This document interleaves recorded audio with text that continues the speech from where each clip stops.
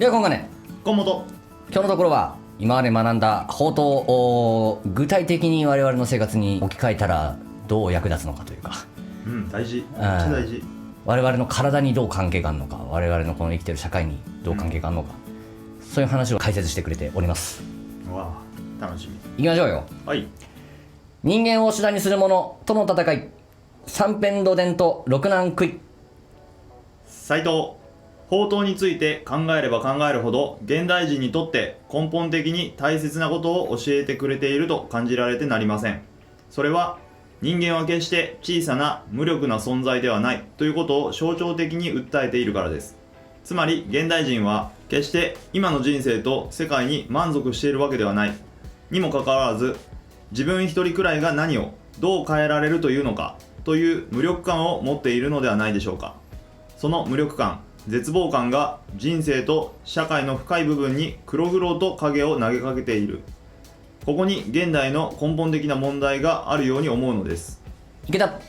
それこそ問題の急所です。特にいわゆる先進国において深刻です。アメリカでは若者の中にどうしても自分を尊敬できないという悩みが広がっているという。自分を尊敬できない苦しみから逃避するために麻薬を常用するようになることも多い。遠藤。自分を大切に思えない。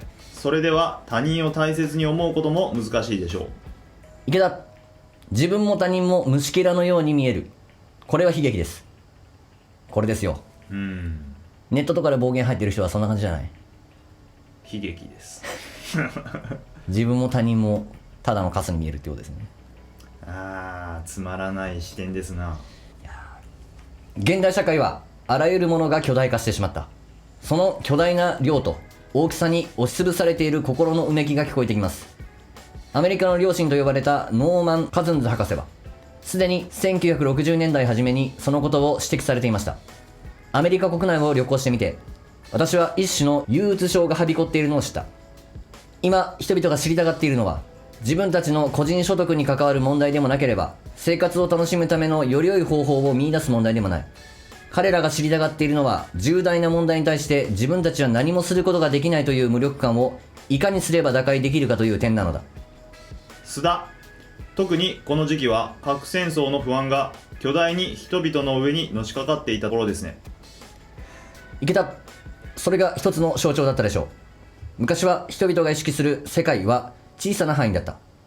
都市とか村々とか、そこで起こる問題には直接発言することも影響力を与えることもできた。しかし今は巨大な国家の一員となってしまった。また人類全体が一つの運命共同体になってしまった。国と人類の行く末を心配はしても、何をどこで発言し、何をどのように行動すればよいのかわからない。何かをやってみても、それが世界を良くすることに本当に役立ったのか、自信が持てない。これが現代人の置かれている状態です。カズンズ博士は、現在における教育上の最大問題は、各個人に彼らが重大事件に関わり合いを持っていることを意識させ、彼らの力がこれらの事件に対し影響力を持ち得ることを教えることであると論じています。学校教育はもちろんですが、私たちの民主運動も広い社会教育です。人間にあなたの行動が世界を変えうるのですと教えていく運動なのです。そしてそのことに目覚めた人々の連帯を広げていく運動なのです。斉藤。それこそ字の一年三千だと思います。日蓮大聖人は心の一歩より国土世間も出退することないと仰せです。一人の人間が国土をも変えられると、そういう一人の人間の巨大さを教えたのが法刀ですね。自分自身は小宇宙であり、宇宙と一体不二の存在なのだと自覚できれば、これほどの関係はないでしょう。池田。小宇宙といえば、人体を構成する元素は宇宙を構成する元素と共通していますね。例えば法刀が尻尾で飾られていますが、この尻尾の成分も人間の体にあるのではないだろうか。遠藤。はい、少し調べてみました。尻尾は熊良獣の役では金、銀、瑠璃、シャコ、メノウ、真珠、マイエの7つです。このうち金、銀、メノウ、真珠は宝石、貴金属の類では有名ですね。私も見たことがあります。持ってはいませんが。瑠璃はラピスラズリとも呼ばれる深い青色の奇石です。シャコはシャコ貝という貝の殻。マイエは雲母の仲間で中国産の珍しい石だそうです。斉藤、サンスクリットの法華経ではサンゴ、琥珀、水晶となっているものもあります。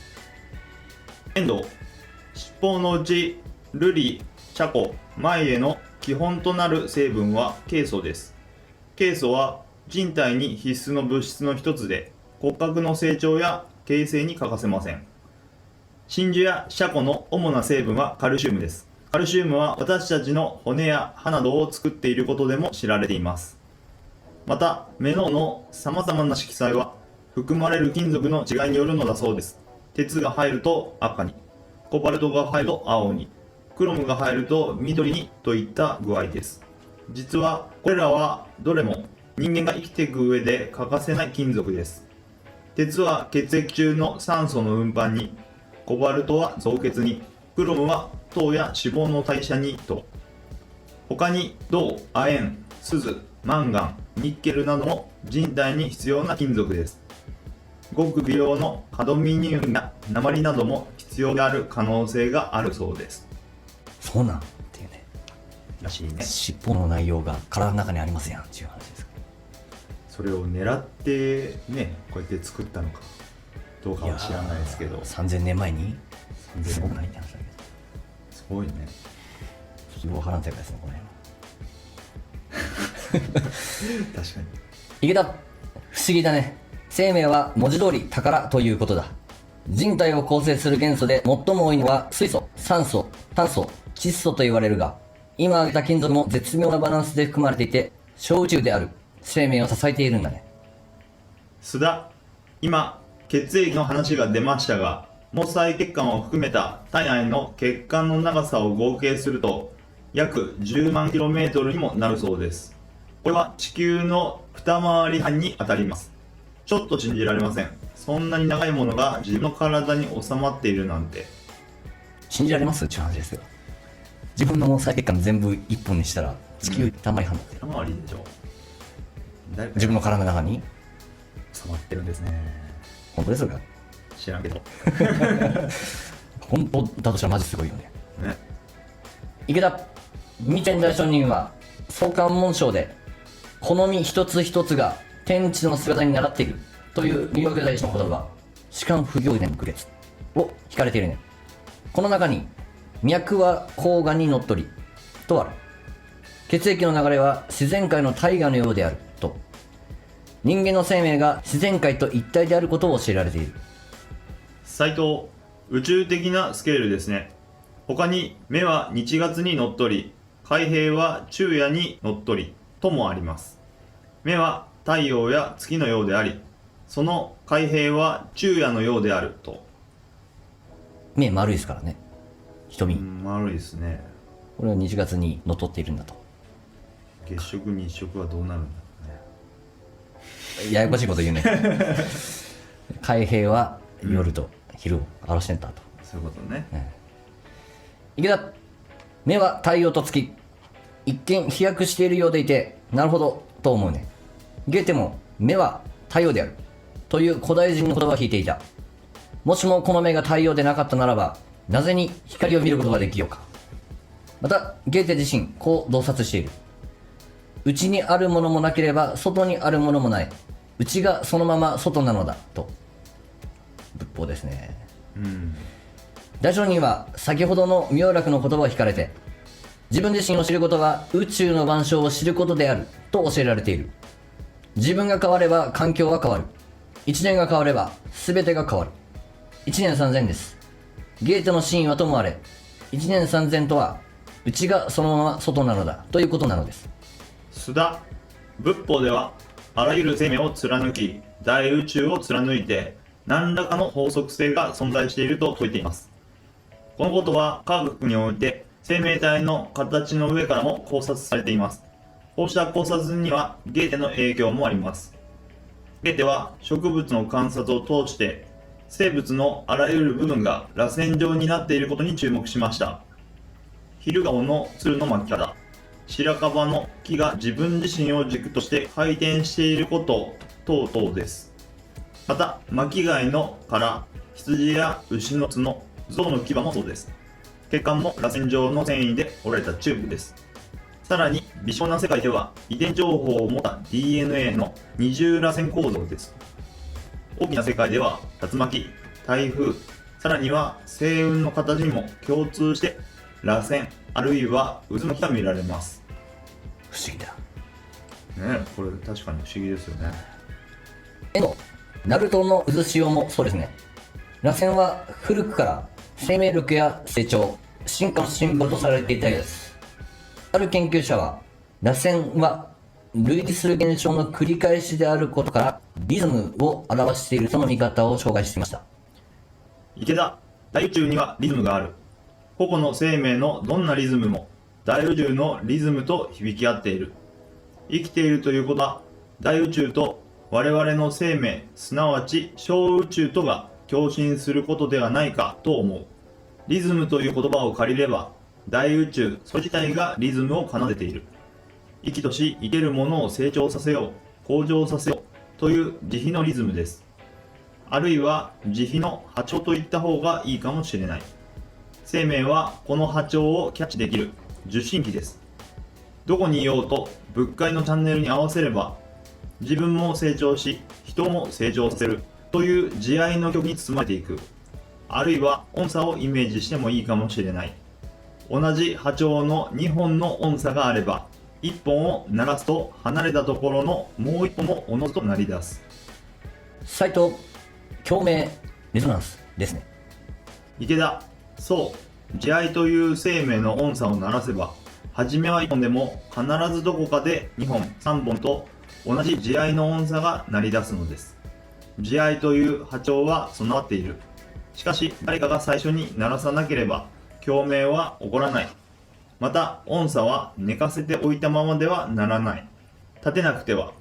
宝刀本で十方分身の仏たちが釈尊のもとへと馳せ参じた姿はあたかも両方苦渋という音差の響きに呼ばれてたくさんの音差が同時に鳴り出したかのような光景だったのではないか。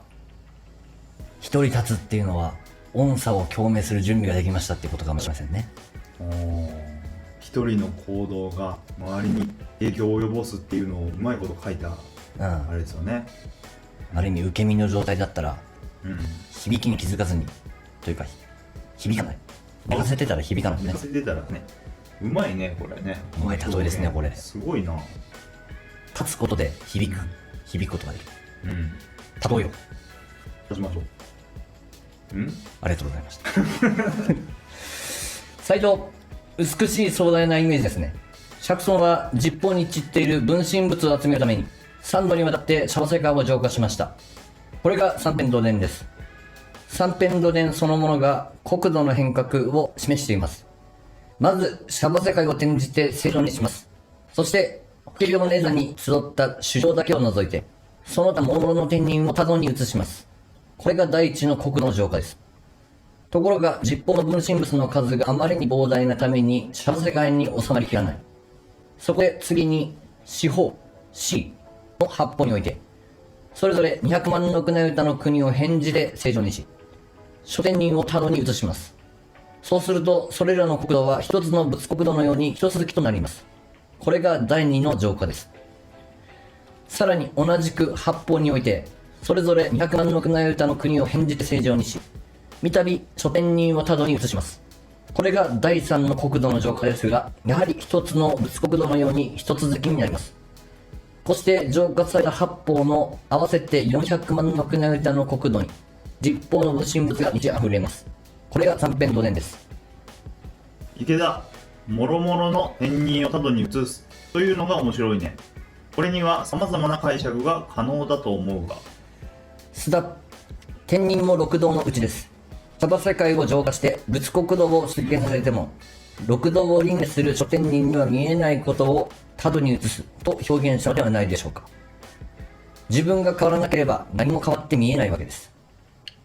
遠藤、ポスト冷戦へ世界がどんどん変わっているのに未だに冷戦時代と同じ古い意識に縛られている日本人を思い起こさせますね。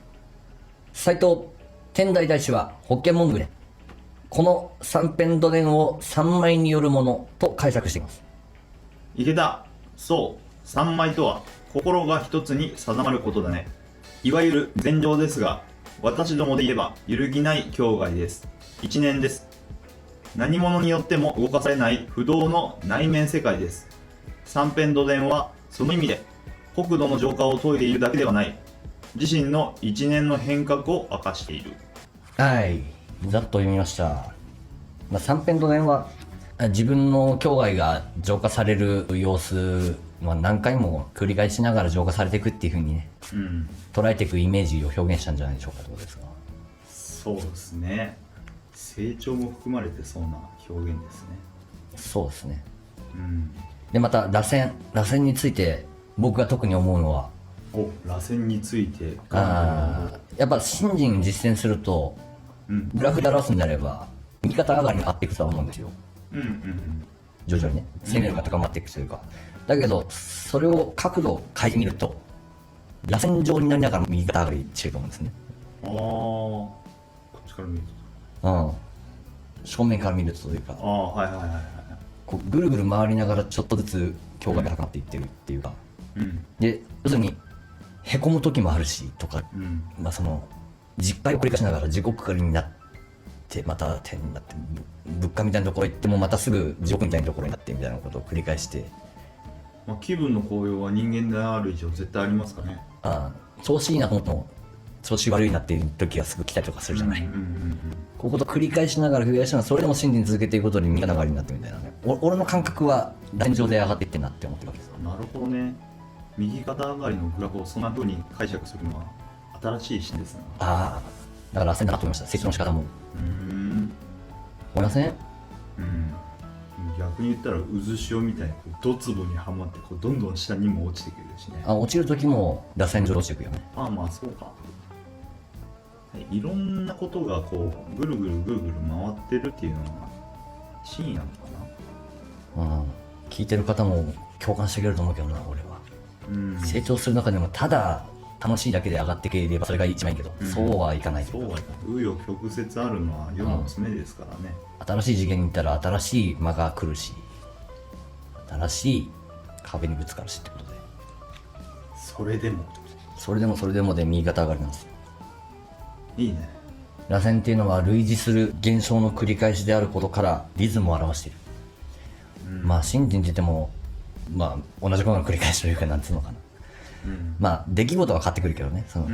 やることは朝晩の大学して教学学んでとか、人と会って励まし合ってとかいうことはずっとやってんだけど、境外がどんどん広がっていくんでステージは変わってくるんだけど、例えば去年の我々と今の我々ではやっぱ境界がちょっと広がってるんですよな。全然違うっすよね。そのありがたいことに視野が広がってきて、境界が広がるっていうのは視野が広がるですよ。